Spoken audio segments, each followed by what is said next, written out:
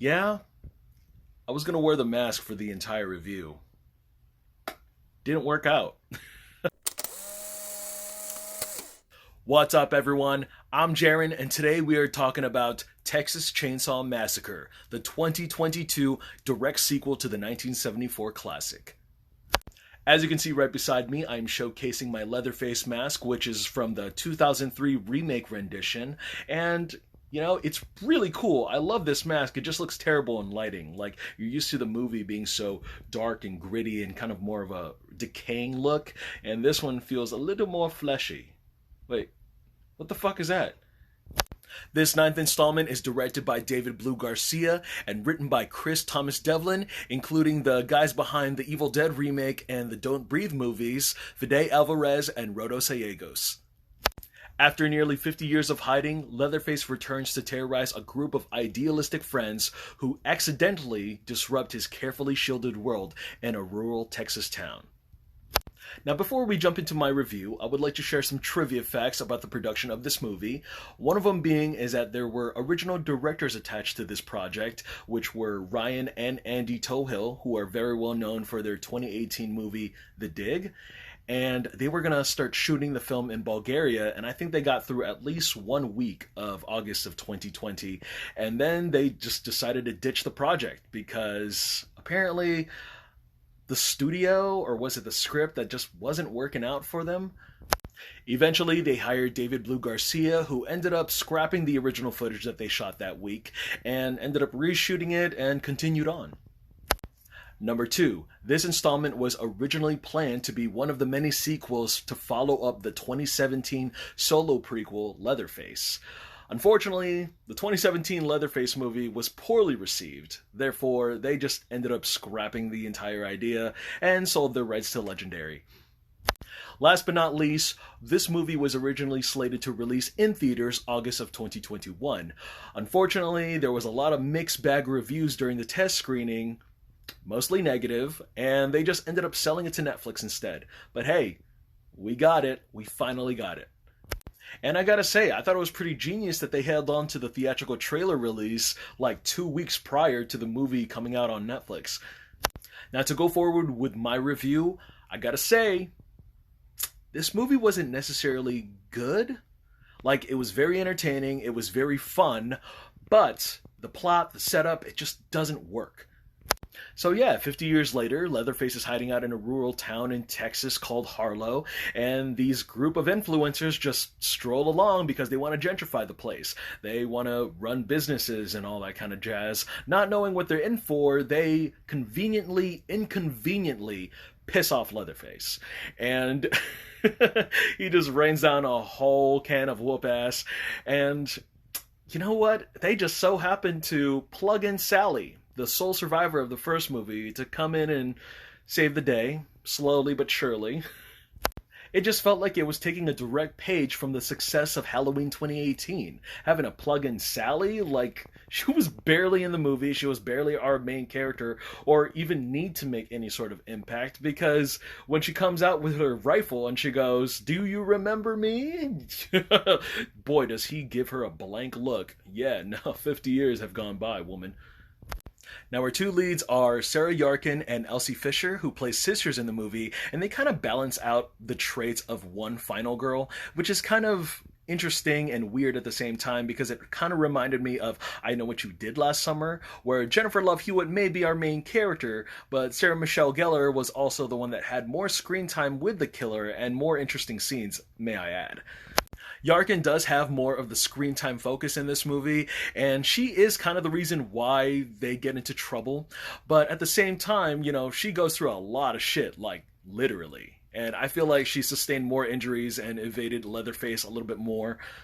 Fisher is kind of a girl with a traumatic past. Of course, she's not going to say it out loud, so they'll feed you some exposition with brief flashbacks without getting completely into it. She's well reserved, she's quiet, she doesn't want to have anything to do with this town, so she wants to get out of there as fast as she could. But her characterization just felt a little poor. Alice Cridge plays a wonderful caretaker towards Leatherface. I wish she was in the movie more. I mean, maybe she could have been more of a sinister, menacing type of character, but she was really sweet, and at the same time, you really feel bad for her. I was gonna say the actress's name, but I know I'm gonna butcher it, so the new actress who plays Sally, she did a really interesting job. She made for a really cool finale, but it was very unnecessary to have the Sally character back. You know, it almost felt so tacked on, like Ghostbusters Afterlife. I do kind of miss the family dynamic, like having a bunch of the Sawyer family members around, because they really added to a lot of the mania, a lot of the chaos and just terror that really upped the stakes when it came to Leatherface terrorizing a group of people. Because here, yeah, he does kind of feel alone, and there have been sequels where he has been on his own, but you know, you really miss the fact that he had a family that, you know, had his back, and it really added to the horror back then. I mean, call me a millennial, but that's the reason why I prefer the remake and the remake to the prequel over the original classic. Now, what I absolutely loved about this movie was Mark Burnham's take as Leatherface. Yes, Leatherface was absolutely ruthless and brutal in this movie. I absolutely loved every moment he was on screen. The cinematography just really caters to him, one, and he was probably the most scariest and probably the most cleverest Leatherface since Andrew Bernarski in the 2003 and 2006 renditions. He is so brute in strength, and before he even touches the chainsaw, he is just scary the way he's just knocking people down with that big sledgehammer, and then next thing you know, he's grabbing a meat cleaver in like one scene, and then when he just pounds through the wall and grabs his chainsaw, my god, that was even more terrifying. I even like the fact that he even toys with a lot of people, especially the way he kind of utilized maybe a moment of the town where he would rev the chainsaw, have it running, and kind of lure his one particular victim, and then next thing you know, they fall for it. He shows up out of nowhere, maybe tackles him down to the ground, but my god, this Leatherface, even the way he ran with his chainsaw, and he would even throw it or chuck it across the floor, but he was scary, and I absolutely love the fact that Leatherface can be scary. I'm gushing, but I absolutely love Leatherface in this movie, and he was the best thing about it. I'm not so much of a fan of the mask, but, you know, at a few shots, like the way they kind of viewed him on camera, you know, it worked, especially like with a lot of the darker scenes. The party bus scene was probably the most silliest and, without a doubt, the most shocking part of the entire movie. One being is that I just didn't like some of these extras, all these like characters that were so woke that they all had to pull out their phones and talk about cancel culture for like a brief moment.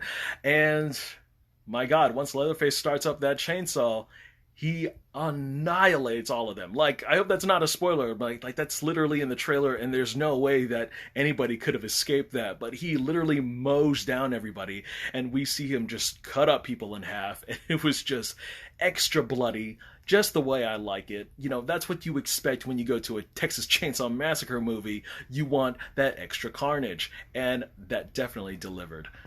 As a matter of fact, a lot of the kills and mutilations in this movie were really shocking, and it might not have been as graphic as the 2006 one, but the way that Leatherface gets his Leatherface for the first time, his skin mask, my god, it very made my stomach queasy. So definitely, when you're playing this on Netflix, don't have the kids around, honestly. Now, this horror icon may not be financially as successful as Michael Myers, Jason Voorhees, or even Freddy Krueger, but he's still part of an iconic franchise that may not have been so great, especially with linear sequels, but it's definitely worth checking out. Not the best movie, so don't expect, I mean, like, has there ever really been great sequels to this movie? No. Are they watchable and entertaining and fun? Absolutely. If you're a horror fan, absolutely. Alright guys, that's all I got to say about that movie. It's streaming on Netflix, so go check it out if you want. I'm Jaren Ugbanawag. Look forward to more reviews. Thank you guys so much for watching again, and I'll see you guys at the movies. Take care.